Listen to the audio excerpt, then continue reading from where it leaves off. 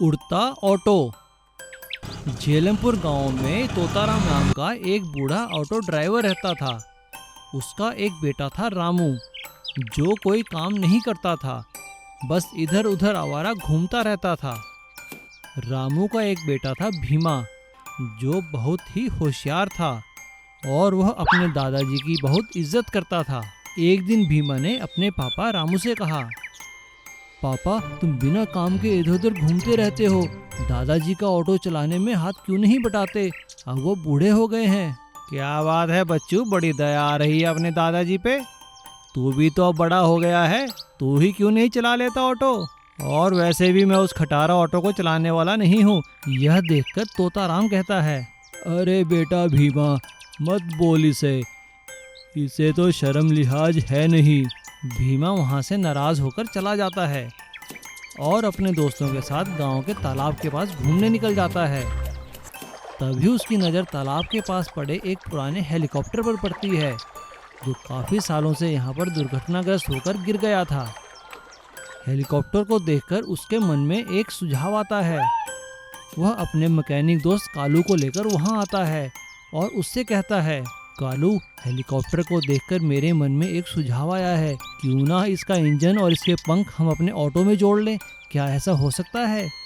हाँ भीमा, विचार तो अच्छा है, चलो ऐसा कर देखते हैं, हो सकता है ऑटो उठने लग जाए।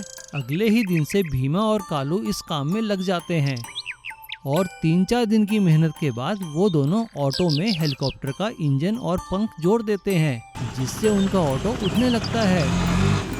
अरे वाह कालू, हमारी मेहनत सफल हुई, देखो ऑटो उड़ रहा है, चलो इसे उड़ाकर अपने घर ले चलते हैं। हाँ भीमा, मैं भी बहुत खुश हूँ। भीमा ऑटो को उड़ाकर सीधा अपने घर के आंगन में उतार देता है और अपने दादाजी से कहता है, दादाजी यह लीजिए मेरी तरफ से आपको तोहफा। अब आपको ऑटो चलाने की कोई ज़रूरत नहीं है, अब तो आप ऑटो उड़ा सकते हो। उड़ते हुए ऑटो को देखकर तोताराम कहता है, अरे वाह भीमा बेटा, मुझे तुम पर गर्व है। एक ये है तुम्हारा बाप निकम्मा रामू, जिसने सारी उम्र कुछ नहीं किया, एक तुम हो जिसने मेरा सिर गर्व से ऊंचा कर दिया है। उड़न ऑटो से 2 फायदे होंगे, एक तो पेट्रोल की बचत होगी और दूसरे लोग जहां चाहे वहां जा सकेंगे। यह सुनकर रामू को बहुत गुस्सा आता है और वह रात में मौका पाकर ऑटो को तोड़ने की कोशिश करता है, लेकिन तोताराम खिड़की से यह सब देख लेता है और छड़ी उठाकर रामू की पिटाई करता है। अरे बेशरम, कुछ तो शर्म कर, तूने तो सारी उम्र कुछ किया नहीं, अब अपने बेटे के प्रयोग को तोड़ना चाहता है, उसकी मेहनत को असफल करना चाहता है।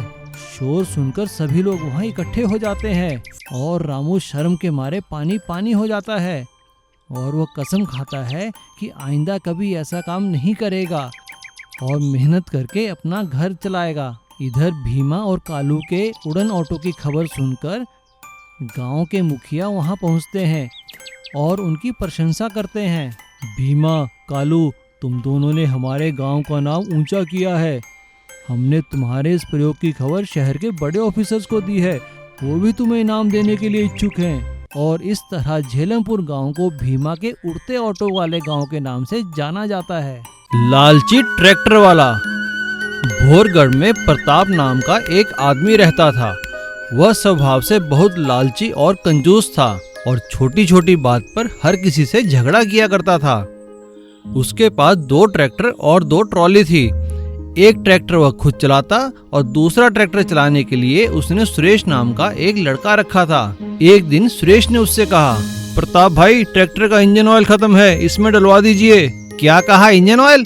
अरे अभी 3 महीने पहले तो डलवाया था, तुमने जरूर निकाल कर बेच दिया होगा।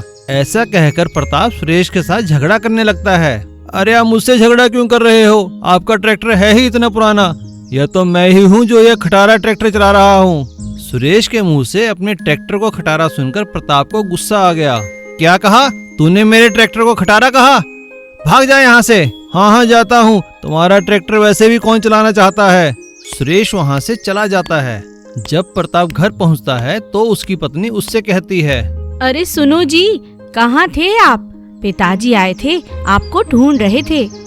पिताजी कह रहे थे गांव में गन्ना ढुलाई का काम शुरू हो गया है, आप दोनों ट्रैक्टर लेकर जल्दी पहुंच जाइए गांव। वह अगले दिन एक ही ट्रैक्टर से दोनों ट्रॉली को इकट्ठा जोड़कर अपने ससुराल पहुंच जाता है और अपने ससुर जी से बोलता है, पिताजी लीजिए, मैं दोनों ट्रैक्टर ट्रॉली लेकर आ गया, आप इसमें गन्ना लोड करवा दीजिए। यह देखकर प्रताप के ससुर बोलते हैं, अरे बेटा, एक ही ट्रैक्टर से दोनों ट्रॉली कैसे खींचोगे?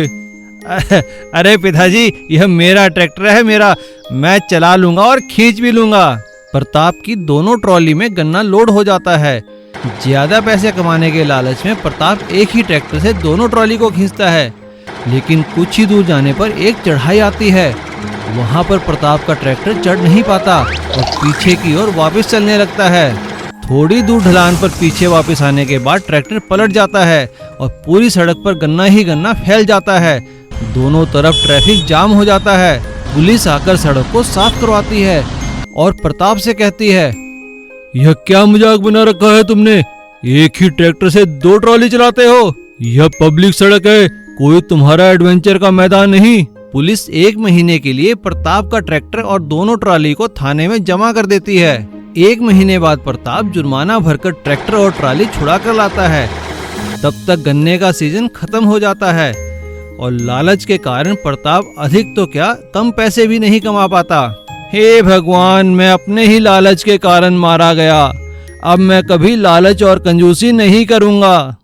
रामपुर नाम के पहाड़ी गांव में राघव और माधव 2 दोस्त रहते थे। माधव के पास 2 जेसीबी मशीन थी और राघव के पास 1 जेसीबी और एक बड़ा ट्रक था। जहां माधव व्यवहार का बहुत अच्छा था, वहीं राघव बहुत ही लालची इंसान था। इसीलिए सभी लोग माधव से काम कराना पसंद करते थे। राघव और माधव दोनों पहाड़ी पर पत्थर तोड़ने का काम करते थे। वहां पर भी माधव की मशीनें अधिक काम करती थी। इस चीज से राघव बहुत जलता था, लेकिन उसे इस चीज का घमंड था कि उसके पास एक ट्रक है जो और किसी के पास नहीं था। एक दिन एक बूढ़ा मजदूर आकर माधव से कहता है, माधव बेटा, मेरे खेत का तटबंध टूट गया है, क्या तुम शाम को काम खत्म करके मेरी थोड़ी मदद कर दोगे तटबंध बनाने में? अरे चाचा, ये भी कोई पूछने की बात है, मैं शाम को आपके साथ चलूंगा। शाम को माधव उस मजदूर के साथ जाकर उसके खेत का तटबंध बना देता है। मजदूर और उसके परिवार वाले माधव का हाथ जोड़कर धन्यवाद करते हैं। यह देखकर राघव ने माधव से कहा, अरे माधव, तू क्यों इन लोगों का मुफ्त में काम करता है? अरे माधव, तू इन लोगों का काम मुफ्त में क्यों करता है? कोई बात नहीं राघव, अगर किसी गरीब की मदद कर दी तो इसमें हमारा क्या जाएगा? वह खुश हो जाता है और हमें आशीर्वाद मिलता है।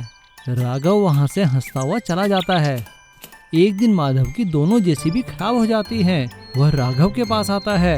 राघव, मेरे दोस्त, मुझे तुम्हारी मदद चाहिए। क्या हो गया माधव, तुम्हें मेरी मदद क्यों चाहिए? देखो राघव, मेरी दोनों जेसीबी खराब हो गई हैं। क्या तुम मुझे एक दिन के लिए अपनी जेसीबी दे दोगे? नहीं भाई माधव, दोस्ती पक्की, खर्चा अपना अपना, मैं तुम्हारी इसमें कोई मदद नहीं करने वाला हूँ।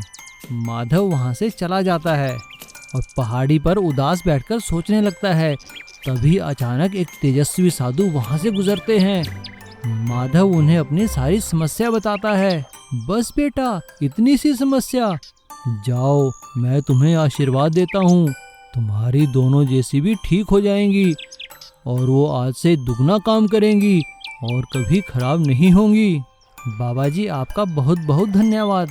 वो यह देखकर हैरान हो जाता है कि उसकी दोनों जेसीबी बिल्कुल ठीक थी। हे भगवान, तेरा लाख लाख धन्यवाद। और वो फिर दोबारा काम पर लग जाता है और राघव माधव की जेसीबी खराब होने का फायदा उठाकर अधिक काम करने के लालच में अपने ट्रक में आवश्यकता से अधिक पत्थर भर लेता है और अधिक ओवरलोड होने के कारण उसका ट्रक पलट जाता है। राघव को बहुत चोटें लगती हैं। तभी माधव उसके पास आकर कहता है, राघव, तुम फिक्र मत करो, तुम ठीक हो जाओगे।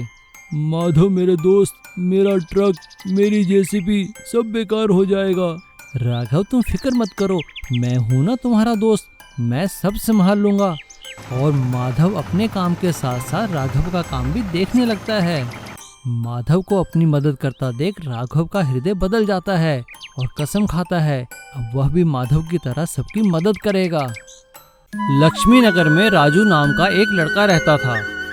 वह ऑटो चलाता था।